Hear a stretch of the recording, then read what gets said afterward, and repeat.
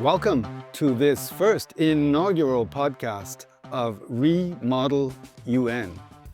This is coming to you from the SDG Solution Space in the heart of international Geneva, where we have the highest concentration of UN agencies and NGOs in the world.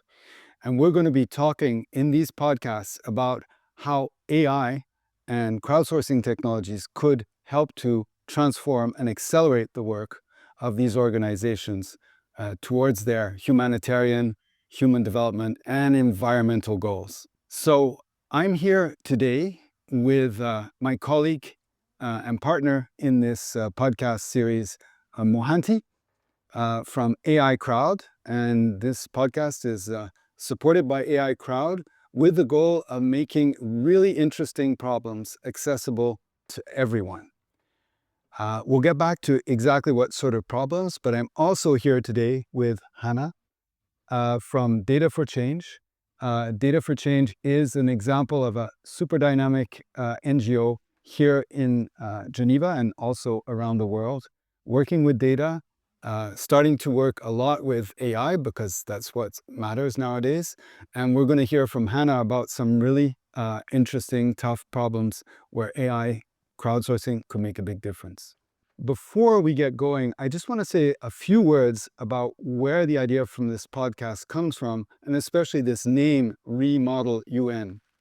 So about a year ago, we had a hackathon here in the SDG Solution Space. It was part of the UN Datathon, a global hackathon with hundreds of people around the world hacking away at problems. And we had a colleague of ours from UNFCCC. This is the Framework Convention on Climate Change, the people who organize those COP meetings that we hear about all the time in the newspapers, where sometimes they make progress, sometimes they don't. They have very big challenges with data, and they were very interested in how, this is a year ago, maybe 15 months ago, how large language models might play a role in that. It was a super exciting hackathon. Mohanty, you were over in the Bay Area at that time, so you worked all night, we worked all day, we had students involved and so on. And at the end, we had a working prototype that really wowed the people from UNFCCC, so much that they went on to use that technology and develop it in-house for all kinds of projects they're now doing.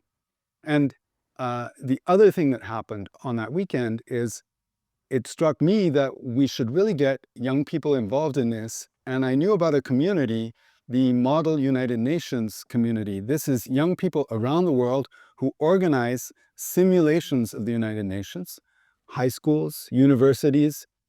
Sometimes it turns out there's even primary schools that do Model United Nations. I'd love to see one of those. And so, I was looking around and I found this website called MyMUN. Turns out it's two ex-MUNers who are just obsessed with gathering information about MUNs around the world. And they immediately helped us out. But above all, what we learned from that was MUN is huge. It's probably 1 million young people a year in events like this. Some of them appear on the web, some don't. So we don't even know the total number. It's all bottom up. It's all self-organized. And besides Model United Nations, there's, Model OECD, Model EU, and so on. There's many of these sort of franchises of modeling things in schools that are popping up all over. This is a huge community also when you consider that many people then put this in their CV because it's a big part of their education to have participated in Model UN. So there are alumni of MUN all over, in particular, all over the UN. So the thought here is we are going to talk about real problems that some of these Model MUN students could get their teeth into and work on if they want to go beyond just modeling the UN and actually solving some real problems that United Nations NGOs are facing.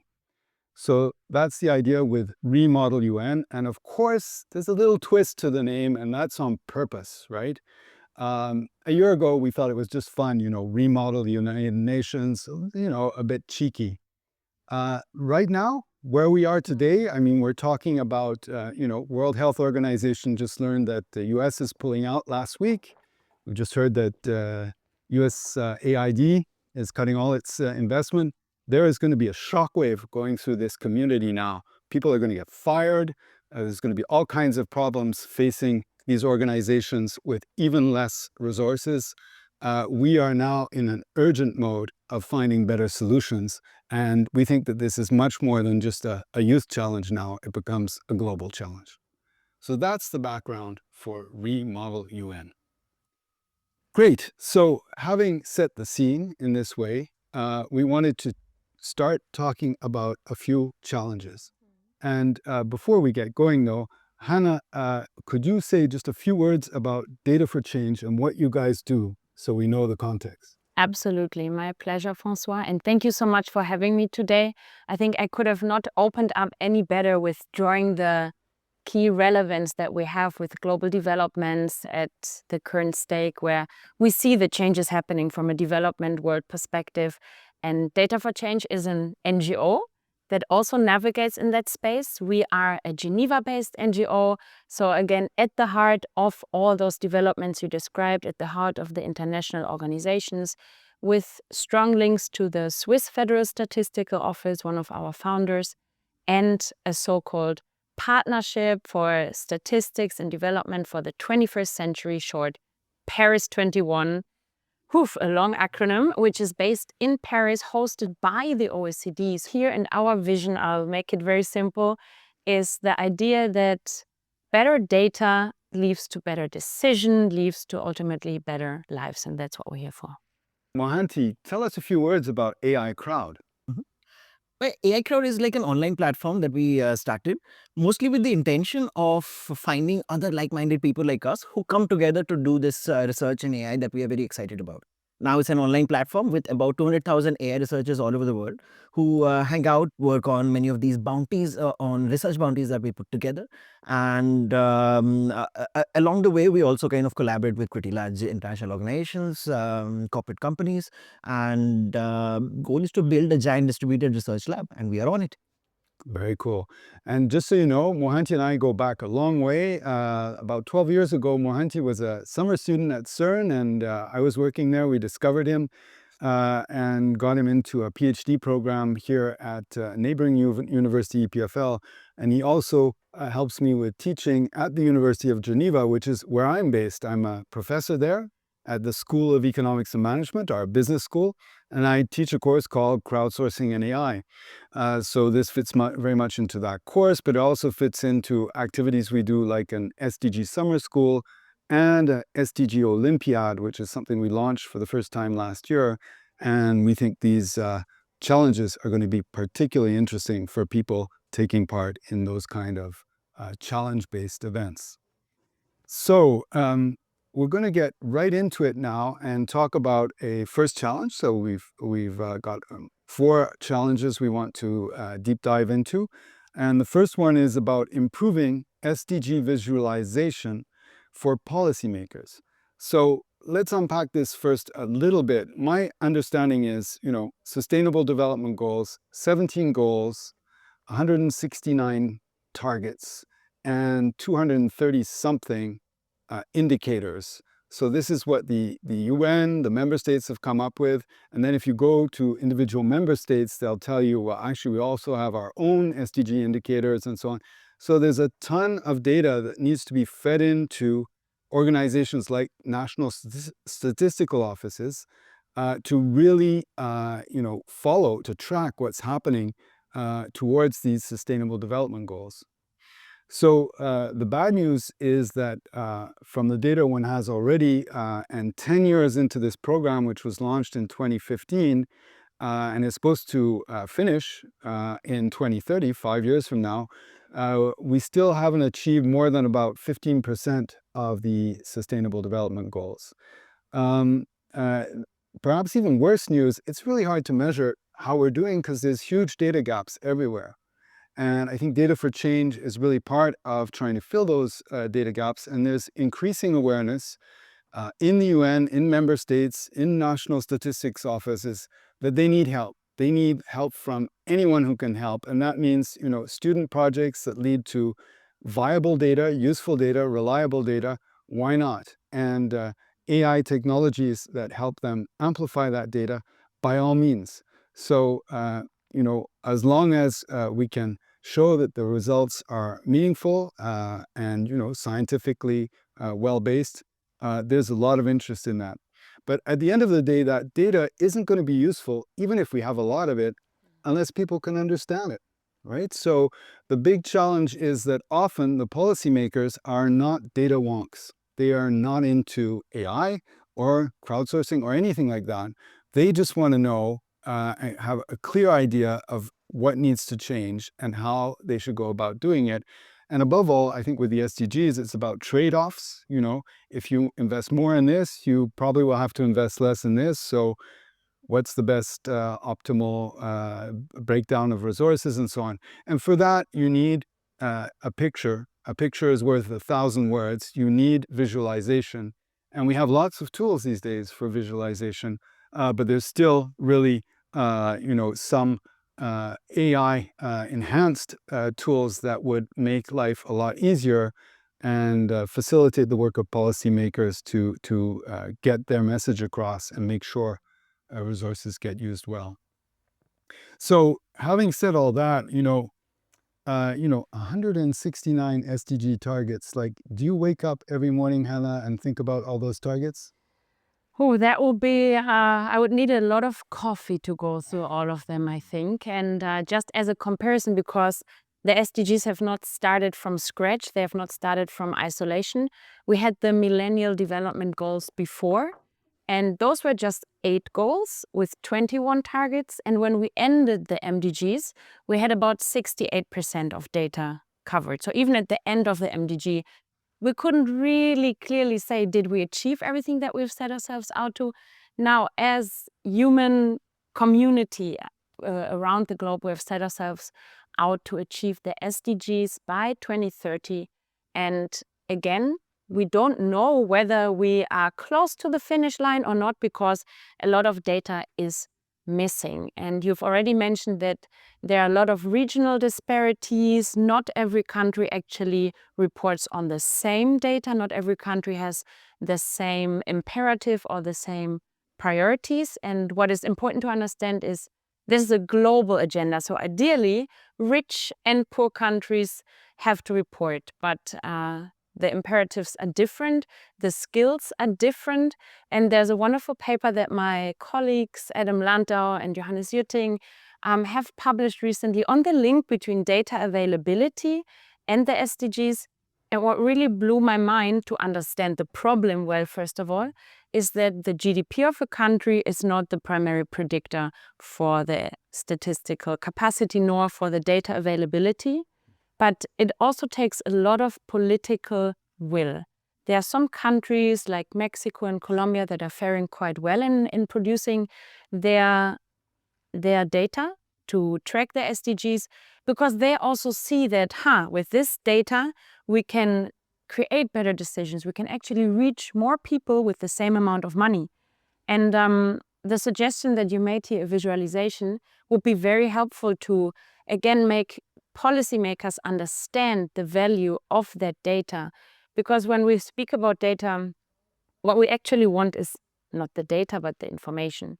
So the visualization could help us to convert all those data sets, those Excel spreadsheets, whatever it is that especially as statisticians in developing countries are sitting on, into a curated way to point at what is urgent, what also has the biggest value for money, for donors.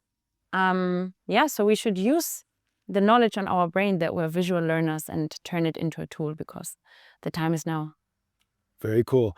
And so just to give everyone an idea of, how real this is and how much, young people can be involved in this, I wanted to mention 2 young Nigerians, Rachel and Solomon, who started a project in one of our SDG summer schools a few years ago about water resources in their country.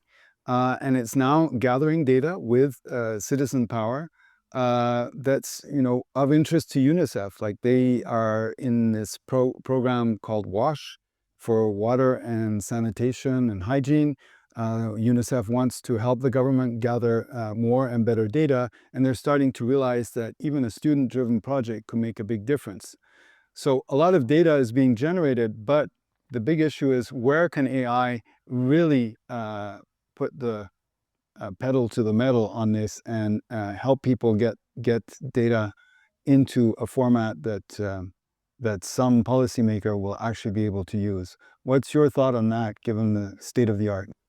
Well, I think first we definitely agree that that road from data to information that they can act on is like a very hard one, right? That the barrier to entry is still high, so you have to really put in the energy. So you need a motivation behind that. Now and visualization is just one form of it, right? You can have multiple ways in which you are really getting information on this data. So there you would see a great product manager or great product team. They would always have a beautiful way and a beautiful perspective of looking at all that data into these beautiful dashboards, which tell them a story, which helps them making decisions, because that ends up taking the burden of instinct off of them, meaning that they do not rely on magical instincts in them and their whole team all the time to make decisions. They make decisions in a structured way, review them in a structured way, so on and so forth, instead of assuming that we will have one or two people with amazing instincts who would just walk in and completely sweep all the decisions and get them right. Now when we go to the next part, right, how do you actually do that? So the same problem also, if we again just use the parallel between how a company, a small limited scale of a company, versus how someone who is in high decision making power in the government would. So in both the cases, basically the role of data is still the same. At the end of the day, you have to make these decisions using that, and both of them kind of agree, okay, having a look at the data makes me make these decisions a lot more better. Now, in context of this tech company where this product manager is running these data questions and then demonstrate, look, we have gone and really harnessed all this data and organize it for you.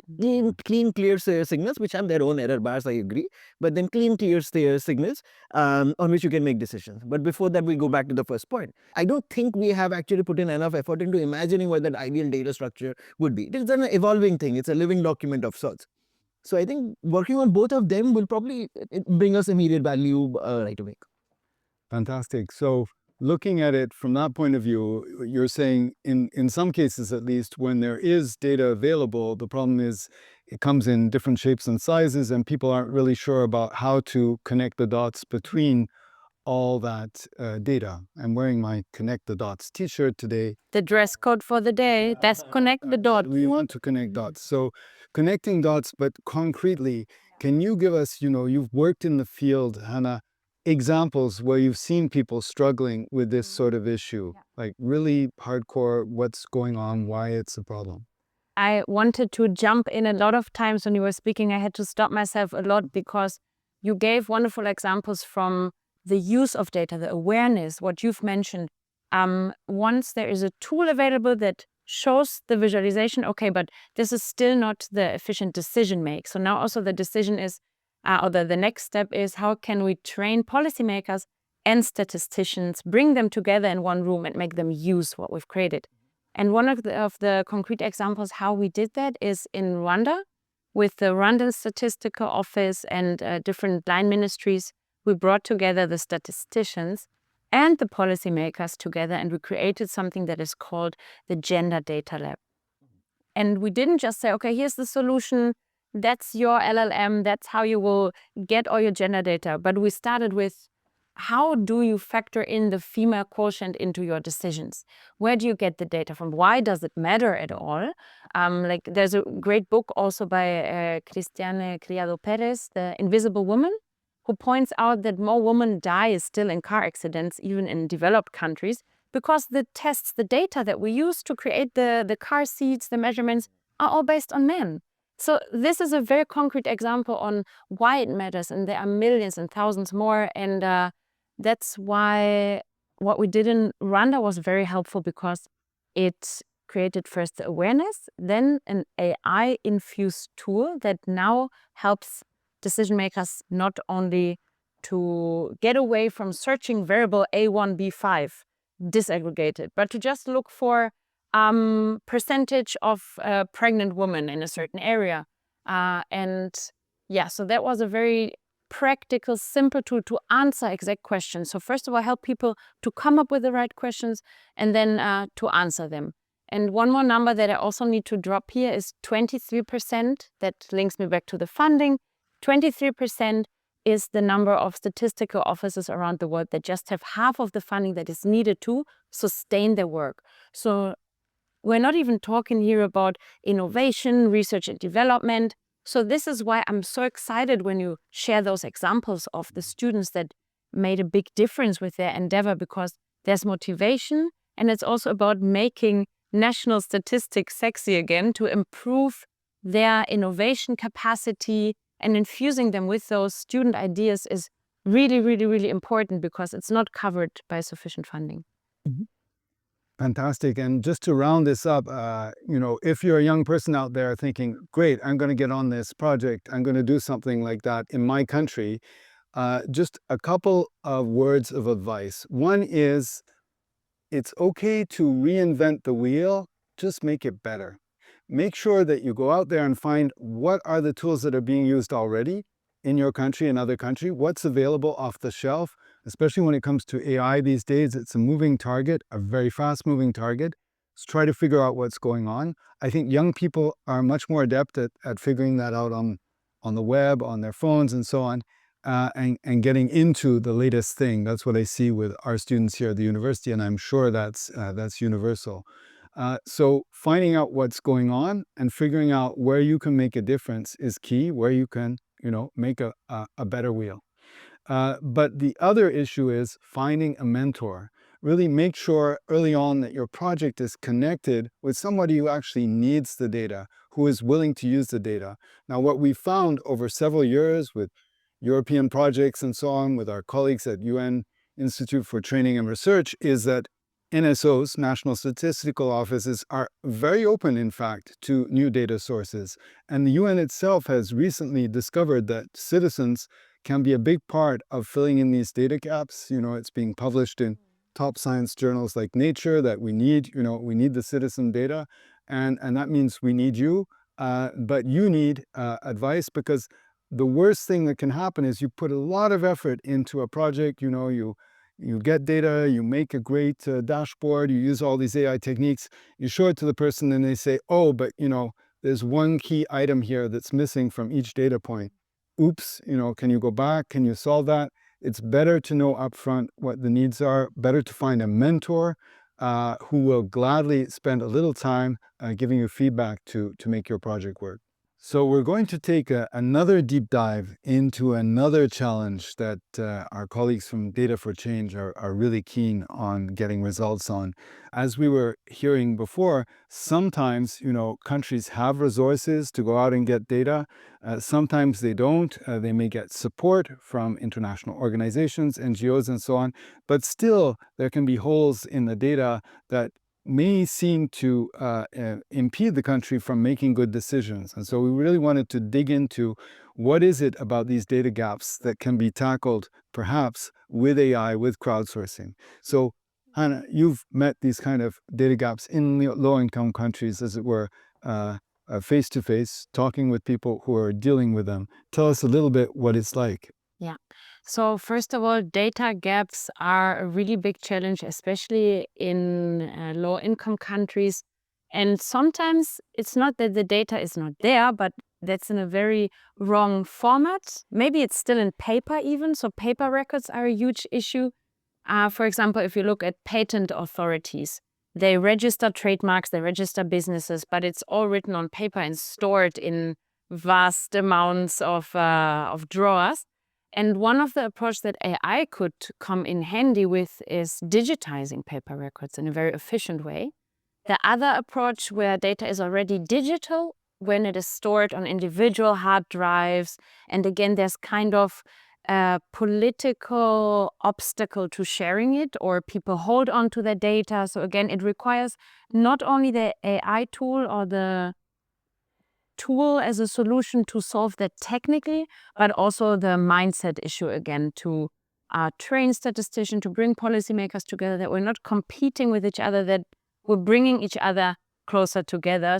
As in, right now, again, with the multimodal capabilities of LLMs and also having agentic systems. Agentic systems are like when multiple LLMs, they talk to each other like a little tribe of people and go get something done. As in, a lot of these things are a lot more easier than we actually realize. We have mentally just burdened ourselves with the thought that digitizing a whole library, well, after you have the digital PDF, but then extracting information out of it, and we mentally put in the burden about how hard it is, but we don't realize how fast, cheap, and efficient it is right now.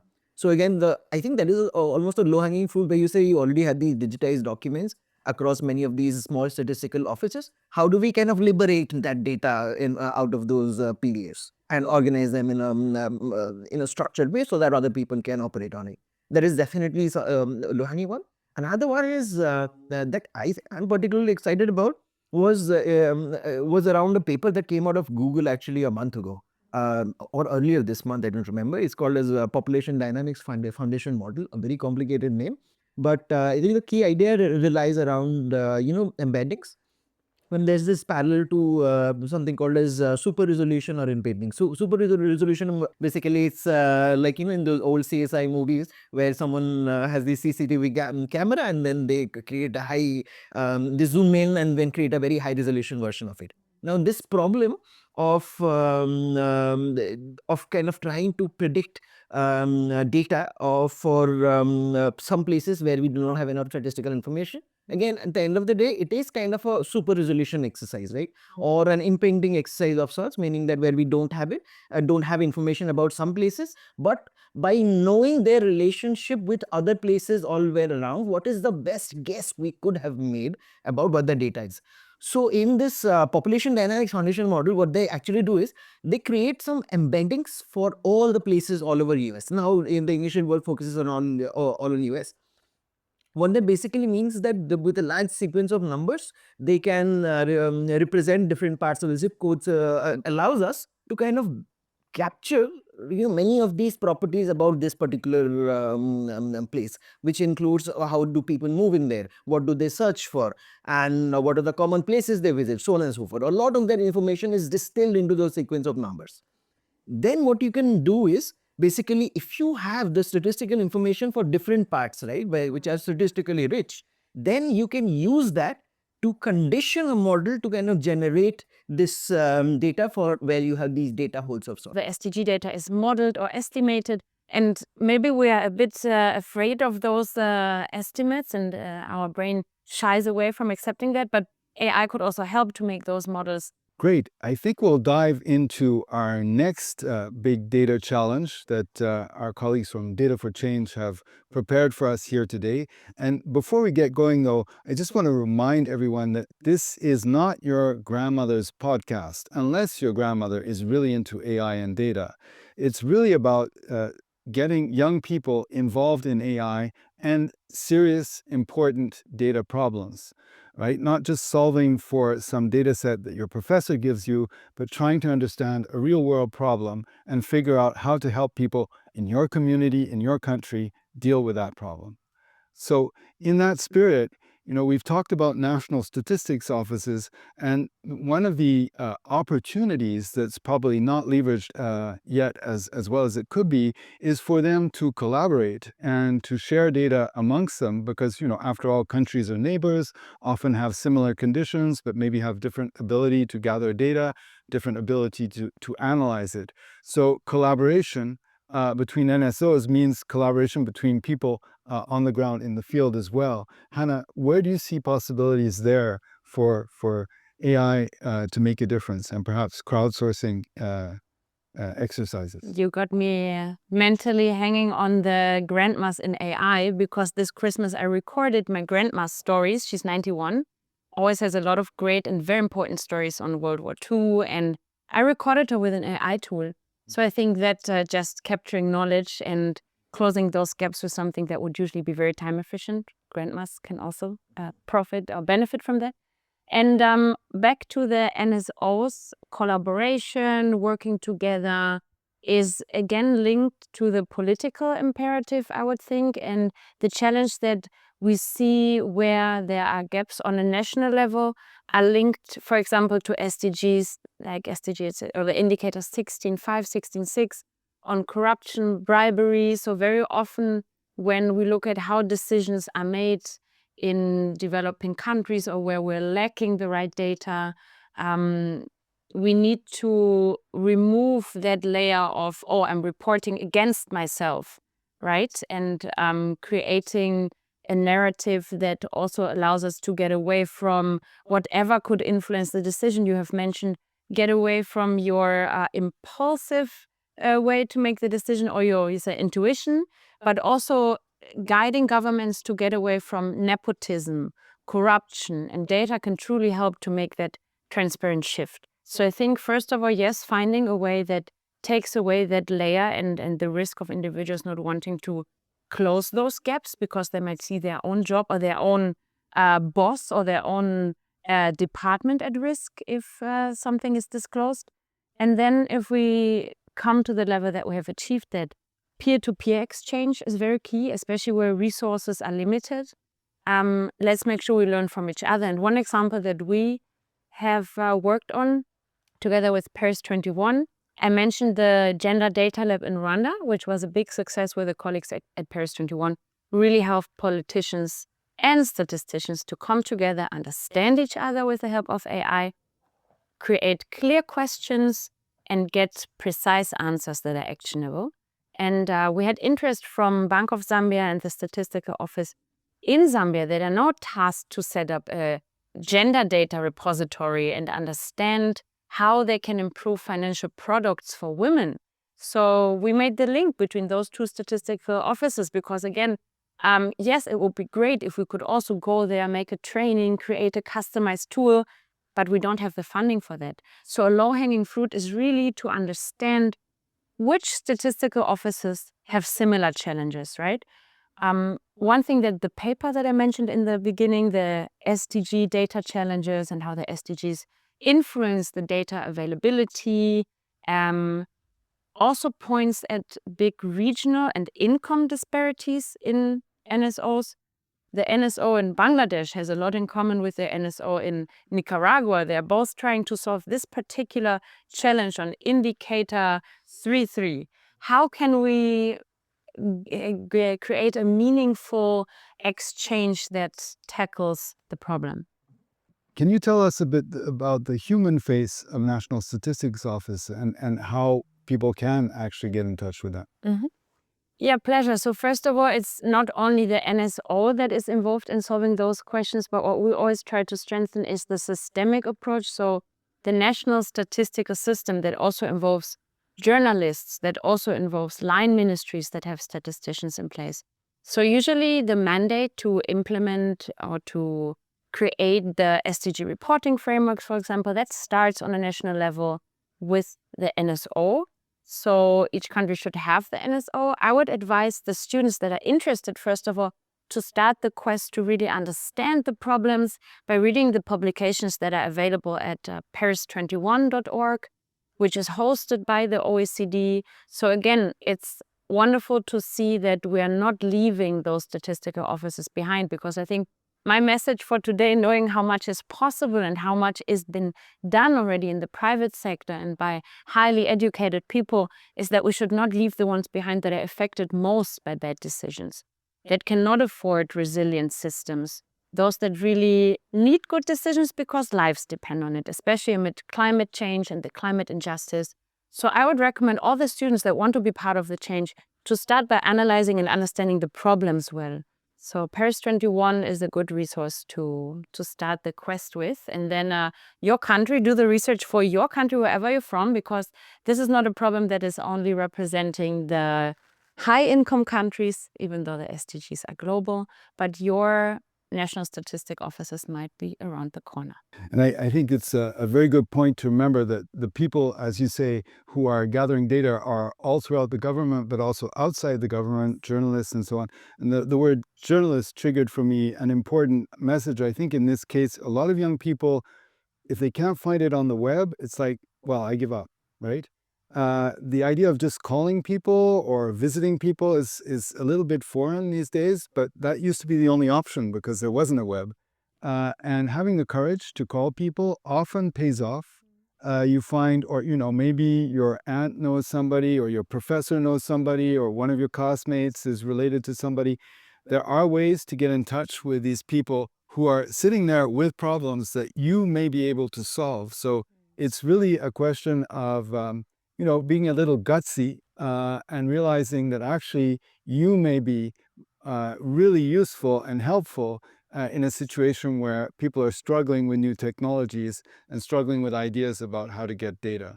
Great, so we're ready to jump into our fourth and last deep dive here at the SDG Solution Space in Geneva. It's a very interesting topic which relates to the space we're in. We're in part of a campus called Campus Biotech, a joint campus of our university and the EPFL, a big engineering school where you're doing your PhD. Frankly, one of the coolest things about the building we're in is it's full of startups, small companies, small and medium enterprises, SMEs. And SMEs can also play a big role in both gathering data and then how they can use that data to make decisions that will impact the SDGs as well, because these are companies, producing things, can lead to issues about trade-offs on pollution versus profit and things like that. So they need better data, just like national statistical offices do. And so you can have a really big impact on small and medium enterprises because they often don't have the resources to really get into data analysis that matters for their SDG strategy. In fact, some of them don't have SDG strategies, might want to, but don't have the time or the manpower to do that. And this is a challenge that Data for Change is looking at, and it's a really exciting one. Hannah, put this in context for us. Absolutely. And you mentioned NSOs here already, that they're facing similar challenges. NSOs, SMEs, all those acronyms, so National Statistical Offices, small and medium enterprises. And I've been speaking a lot about these ones, the NSOs, but that's actually the work that our colleagues in Paris, at Paris 21, do a lot. As Data for Change, based in Geneva, we are kind of the innovator, the testing box or the incubation space for ideas. And we want to, yes, complement or enhance data sources for NSOs, but in a more novel approach. Maybe interoperability of data is one of the key areas in how AI can come in there. And looking at the SMEs now, we had a gathering in Switzerland, co-organized with the World Business Council for Sustainable Development, where we brought together all those big industry leaders that were speaking about their data challenges, right? And nowadays, with EU cracking down on environmental regulations, CSRD, the reporting standards along value chains, they were complaining. I mean, they have a lot of resources, a lot of highly educated staff, and still they face data challenges. Sometimes they sit on too much data, there's data garbage, they don't know which one to use.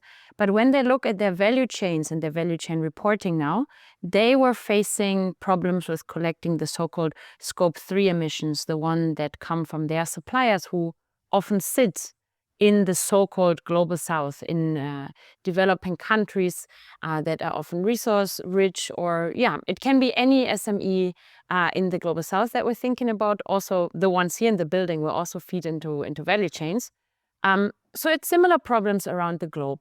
And we thought of this. Imagine there's a great innovator in Malawi who has a brilliant product or a brilliant service, but just doesn't have the data. So no matter how good the product or service, he or she is cut off global value chains because of the lack of data. So that's something we want to avoid. So we started the so-called SME Data Boost in Southern Africa, where we work with great partners on the ground. And what we are now trying to solve is how can we most efficiently, and you mentioned the lack of resources that SMEs have, and also the entrepreneurial understanding of being quick. They have to solve so many problems at once. They have so many heads at once, HR, reporting, you name it. So how can they find the right systems that help them to have a data footprint that will allow them to tap into finance, tap into global value chains, and then ideally at the end of the day, we can use the data they create as a byproduct for our beloved NSOs. That's the challenge we're facing. Super challenge. And where can AI make a difference there in your opinion? I think this actually beautifully connects to many of the previous things we talked about, right? So I'll probably be referencing them. But one thing is I like the idea of kind of focusing on SMEs, because many of these SMEs, especially in similar contexts, will be facing the same kind of challenges that, say, a large NGO or a large government would be facing when it comes to really digitizing their infrastructure, people in terms of skills, infrastructure, etc. But the task of making changes to basically understand its effects in a government is a lot more sensitive and a lot more complicated. Because even the overall objective function that you are trying to optimize also cannot keep changing in terms of a government, right? And now, if you look at an SME with a small, medium enterprise, so it's the small team, and their objective is, at the end of the day, I'm assuming their objective is to kind of generate more revenue and grow the team, so on and so forth. Many of these are like pretty much you have these guidebooks and rule books. Now, traditionally, many SMEs in say in the West, in the Europe, etc., would really benefit from just having one really bright and smart product guy. So there's those same product references I was saying, who just comes in and creates this little flywheel for an experiment where there's clear visibility of the data and the hypothesis of his experiment. Then he can just let loose a large team on it to quickly make some changes, and then you treat it as an optimization problem and you have a beautiful product. And we know how to kind of build these product cycles at scale. Now, when you actually go away from our standard web-based products, the way we imagine it, to more complicated on-ground problems like the SME you're talking about, there something like this is a little bit trickier to kind of build, because traditionally it will be a lot harder to kind of ingest the data in a structured pipeline, as we talked about before. And how do you quickly visualize it? This product manager, we cannot give this product manager in an SME a team of 10 visualizers to help you visualize the data, all that stuff. Now, many of the individual pieces of this puzzle are actually coming together, meaning that now this person in a agentic assisted way can really go ahead and look at a large stream of data and make it available as this data stream in the data pipeline that we were talking about. Then in terms of visualization, he also or she does not need a lot of effort into writing code and testing out these visualization approaches. As long as they have a high level idea, I want this in a it's a time series data. I want to see this as a line plot under those conditions. Many of these you can actually build today, right now, if you have just the right data source. It will be great to try to put together some of these tools. And then individually, that's a whole lot of headaches that have to be solved to really make them something properly usable. We'll figure that out. But if you put them out and then try them out with some SMEs and then see what impact does it bring out in the SME, objectively measure it, take the learnings away from a few of those experiments, distill them down, then you go ahead to a much larger organization saying, look, we think you should really try out this approach, because we have already tried it on these SMEs and you scientifically show that, look, this is the impact. And our hypothesis is that if you try it out for a year, 2 years, this is going to be the impact. But to just make it easy, like all the things that we basically do, this product-driven experimental approach, where make small changes, but you can already predict how the results will be, so on and so forth. We know that they evolved. It's just bringing it together and making it in a way that someone in a large organization or an SME without the right team of technical people can go ahead and do this. Fantastic. So do you see a way where that kind of idea could actually be implemented in SMEs in under-resourced regions of the world who are struggling to have basic data? You think that a student team could go in and help out in some way? I'm thinking about the power cuts we're facing. So as long as all the devices are charged, yes. But of course, infrastructure, again, is also an impediment to all the bright ideas that we have. But I see this idea can happen very well, especially if the students are willing to take up the challenge and are willing to go in and sit on the ground, because I think this is really also what it takes to sit together, to build that trust, will also increase a lot of the motivation behind it. So we still need to come together in person and implement digital tools, because that will just also help us to build a strong fundament of people from diverse backgrounds, and then from there let the plant of digital outcomes flow. I mean, I see it as a fantastic opportunity for business schools around the world to get students involved in SMEs, but bringing in these AI and data skills, which students in business schools suddenly can access much more easily than was possible in the past. You don't need to be an IT student necessarily. So it's a great challenge, and it's a really relevant challenge for challenge-based learning, which is really the theme of all these podcasts. Is like, how are you going to solve problems that your professor, your teacher doesn't know how to solve?